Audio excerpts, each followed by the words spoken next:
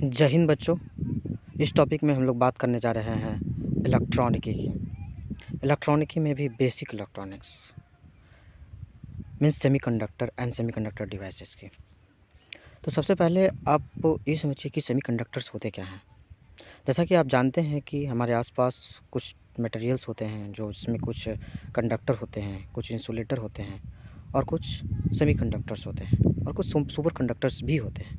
लेकिन इस टॉपिक में हमारा कंसर्न है सेमीकंडक्टर से, जिसका कंडक्टिविटी इंसुलेटर एंड कंडक्टर के बीच में पाया जाता है। मतलब चालक और कुचालक के बीच में जिसकी चालकता पाई जाती है उसे मैं सेमीकंडक्टर कहता हूँ। जनरली आप जानते हैं कि आपके आसपास कुछ सेमीकंडक्टर हैं, जैसे कि एग्जाम्पल के रूप में सिलिकॉन, जर्मेनियम, ये सारे के सारे कुछ फेमस सेमीकंडक्टर्स हैं। और पूरा का पूरा इलेक्ट्रॉनिक वर्ल्ड जो है सेमीकंडक्टर के ही मदद से बनाया जा रहे होते हैं, जैसे कि डायोड, ट्रायोड, अब ट्रांजिस्टर, जो भी आप देखते हैं वो सब के सब जो है एक सेमीकंडक्टर की मदद से बनाए गए हैं। तो सेमीकंडक्टर एक्चुअली कितने तरह का होता है ये जानना है, और कैसे सेमीकंडक्टर की मदद से सेमीकंडक्टर डिवाइसेस डिज़ाइन किए जाते हैं, ये भी इस वीडियो का मैटर रहेगा। तो बिना देर करते हुए जो है मैं समझने की कोशिश करता हूँ कि एक्चुअली सेमीकंडक्टर्स को हम लोग कैसे डिज़ाइन कर रहे हैं, उसके हेल्प से सारे इंस्ट्रूमेंट्स।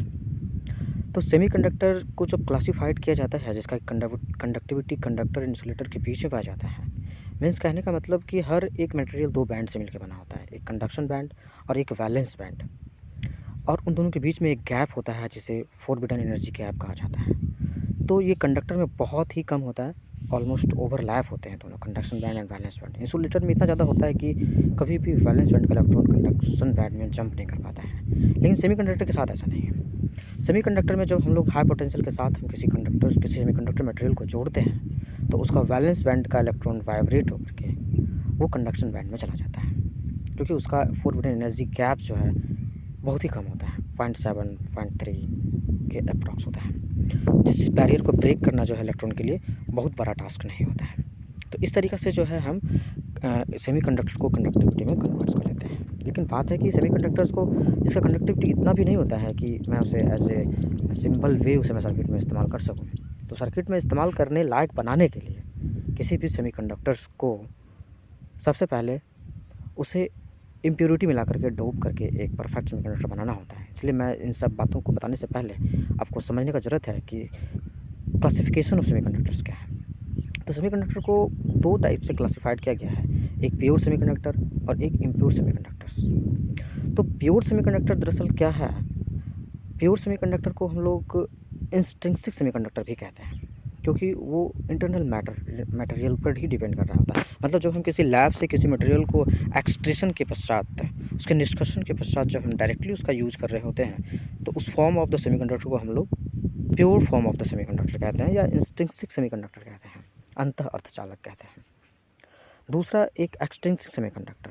तो एक्सट्रिंसिक सेमीकंडक्टर से मेरा यहाँ तात्पर्य है इम्प्योर सेमीकंडक्टर, क्योंकि जब हम प्योर सेमीकंडक्टर में किसी भी तरह का यदि इम्प्योरिटी डालते हैं तो जो सेमीकंडक्टर मुझे प्राप्त होता है मैं उसे इम्प्योर सेमीकंडक्टर कहता हूँ या एक्सट्रिंसिक टाइप ऑफ सेमीकंडक्टर कहता हूँ। लेकिन ये extrinsic semi type of conductors भी दो तरह का डिपेंड कर रहा होता है, एक पी टाइप सेमीकंडक्टर और एक एन टाइप सेमीकंडक्टर। तो दरअसल आपको पहले पता होना चाहिए कि ये इम्प्योरिटी हम लोग मिलाते कैसे हैं। इम्प्योरिटी से यहाँ तात्पर्य है कि उसे डोप करना पड़ता है, उसे उसके प्योर मटेरियल्स में हम या तो पेंटावेलेंट इम्प्योरिटी मिलाते हैं या फिर ट्राइवेलेंट इम्प्योरिटी मिलाते हैं। तो पेंटावेलेंट या ट्राइवेलेंट इम्प्योरिटी मिलाने के कारण ही इसका टाइप्स तो हो जाता है। सेमीकंडक्टर को हम लोग दो टाइप में क्लासिफिकेशन करने लगते हैं, जैसे कि हम जानते हैं कि एक पी टाइप सेमीकंडक्टर बन जाता है और एक एन टाइप सेमीकंडक्टर बन जाता है।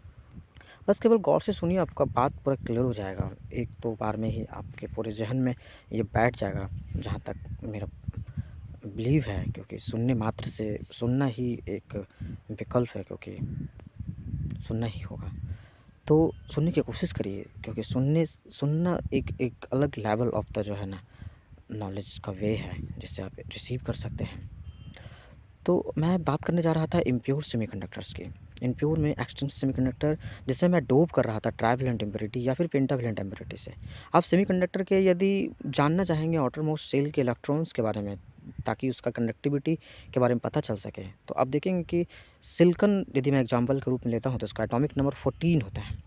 और यदि आप इसका बोर थ्योरी के कंसेप्ट में आप इसका क्या लिखते हैं, इलेक्ट्रॉनिक कॉन्फ़िगरेशन लिखते हैं, तो 284 हो जाता है। मीन्स आउटरमोस्ट शेल में जो पाए जाने वाले इलेक्ट्रॉन है वो 4 होता है। मीन्स ये स्टेबिलिटी की तरफ इशारा कर रहा होता है, जस्ट लाइक पार्टनरशिप की तरफ इशारा कर रहा होता है। तो इससे कंडक्टिविटी के रीजन में लाने के लिए ही मुझे डोपिंग करना होता है, इम्प्योरिटीज़ में लाने होते हैं। और इम्प्योरिटीज़ के फॉर्म में या तो मैं ट्राइवेलेंट मिलाता हूँ या मैं पेंटावेलेंट मिलाता हूँ। तो सबसे पहले मैं मिलाना चाहता हूँ trivalent impurity, just like aluminium.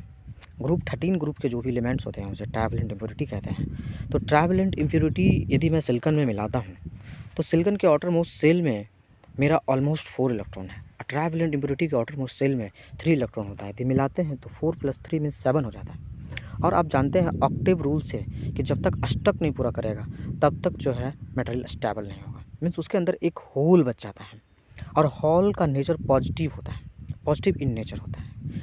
तो इस तरह से जिस होल जनरेट होने की वजह से आसपास का सारे जो एक स्टेबल बॉन्ड बनते हैं वो उस होल उस बॉन्ड को अट्रैक्ट करते रहता है। तो उस अट्रैक्शन की वजह से वो एक परमानेंट बॉन्ड जो बना हुआ आता है पॉजिटिव नेगेटिव के बीच में, उससे इलेक्ट्रॉन रिसीव हो जाता है और एक खुद में एक न्यू बॉन्ड बनाता है और वहाँ एक खुद एक होल क्रिएट कर देता है। तो ऐसे ही जहाँ-जहाँ होल का अट्रैक्शन फोर्स मैक्सिमम होता जाता है, आसपास के न्यूट्रल बॉन्ड को ब्रेक करते जाता है और पूरे मटेरियल में एक होल रन कर जाता है। मीन्स होल की वजह से एक कंडक्टर लाइक कंडक्टिविटी उसमें जनरेट हो जाता है। तो इससे हम कह सकते हैं कि किसी भी यदि सेमीकंडक्टर में कंडक्टिविटी होल की वजह से आ रहा है तो मैं उसे पी टाइप सेमीकंडक्टर कहना कहूँगा। यदि किसी भी कंडक्टर्स में, किसी भी सेमीकंडक्टर्स में कंडक्टिविटी यदि होल की वजह से हो रहा है तो उसे पी टाइप सेमीकंडक्टर कहा जाता है। और पी टाइप सेमीकंडक्टर में जो मेजॉरिटी चार्ज कैरियर होते हैं वो भी होल होते हैं। क्यों? क्योंकि मेजर फॉर्म में क्या होंगे, होल होंगे, क्योंकि कंडक्टिविटी का कारण कौन बना है, होल बना है। इसलिए पी टाइप सेमीकंडक्टर में जो कंडक्टिविटी आएगा वो होल की वजह से आएगा। दूसरा यदि मैं आपसे बात करना चाहूँ कि किसी भी टाइप के सेमीकंडक्टर में 2 तरह के चार्ज कैरियर्स होते हैं, एक मेजॉरिटी चार्ज कैरियर्स, एक माइनॉरिटी चार्ज कैरियर। तो मैंने आपको समझाने की कोशिश किया कि पी टाइप के सेमीकंडक्टर में जो मेजॉरिटी चार्ज कैरियर होगा, बहुसंख्यक आवेश वाहक जो होंगे वो मेरा होल होगा और अल्पसंख्यक वाहक जो होंगे वो हमारा फ्री इलेक्ट्रॉन होगा। तो इस तरीक़े से हम लोग किसी भी सेमीकंडक्टर को प्योर सेमीकंडक्टर में डोपिंग की तरह, डोपिंग हुई ट्राइवेलेंट इम्प्योरिटी से डोप करने पर जो मुझे सेमीकंडक्टर प्राप्त होता है वो हमारा क्या होता है, पी टाइप सेमीकंडक्टर होता है। और जो ट्राइवेलेंट इम्प्योरिटी होता है उस ट्राइवेलेंट इम्प्योरिटी को स्पेशली एक्सेप्टर कहा जाता है, क्योंकि उसमें एक इलेक्ट्रॉन एक्सेप्ट करने की क्षमता रहती है। नेक्स्ट यदि मैं किसी प्योर टाइप सेमीकंडक्टर में यदि पेंटावेलेंट से डोपिंग करता हूँ, पेंटावेलेंट से यदि आप डोपिंग करते हैं तो पेंटावेलेंट के आउटरमोस्ट शेल में 5 इलेक्ट्रॉन होते हैं और सेमीकंडक्टर के आउटरमोस्ट शेल में 4 इलेक्ट्रॉन होते हैं। तो 4 + 5 मीन्स 9 हो जाता है। ऑक्टेट पूरा करने के लिए 8 + 1 लिखते हैं।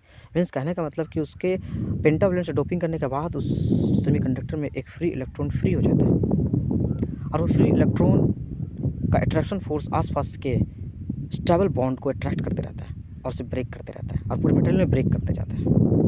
खुद के साथ फ्री इलेक्ट्रॉन एक स्टेबल बॉन्ड बनाएगा, सामने वाले के साथ एक फ्री इलेक्ट्रॉन रिलीज करता जाएगा। तो पूरे मटेरियल में, पूरे सेमीकंडक्टर मटेरियल में एक इलेक्ट्रॉन रन कर जाता है। मीन्स इलेक्ट्रॉन के रन करने की वजह से उसमें जो कंडक्टिविटी का जो कारण बनता है, जो कॉज बनता है, इसलिए इस टाइप के सेमीकंडक्टर जिसमें कि कंडक्टिविटी फ्री इलेक्ट्रॉन की वजह से आ रहा हो उसे एन टाइप सेमीकंडक्टर नाम दिया जाता है। पी टाइप और एन टाइप सेमीकंडक्टर्स नाम दिया जाता है, लेकिन एन टाइप सेमीकंडक्टर में एक बात आपको समझना होगा कि कंडक्टिविटी आया किसकी वजह से, फ्री इलेक्ट्रॉन की वजह से आया। तो फ्री इलेक्ट्रॉन की वजह से जो कंडक्टिविटी आया है उसे मैं एन टाइप में मेजॉरिटी चार्ज कैरियर कहता हूँ। लेकिन मैंने बोला चार्ज कैरियर 2 होते हैं, एक मेजॉरिटी और एक माइनॉरिटी। जो ज़्यादा संख्या में होते हैं उसका मेजॉरिटी कहते हैं, जो कम संख्या में होते हैं उसे मैं माइनॉरिटी कहता हूँ। तो जो एन टाइप के सेमीकंडक्टर है उसमें कंडक्टिविटी मेरा किसकी वजह से आ रहा होता है, फ्री इलेक्ट्रॉन की वजह से आ रहा होता है, इसलिए मैं उसे मेजॉरिटी चार्ज कैरियर कहूँगा।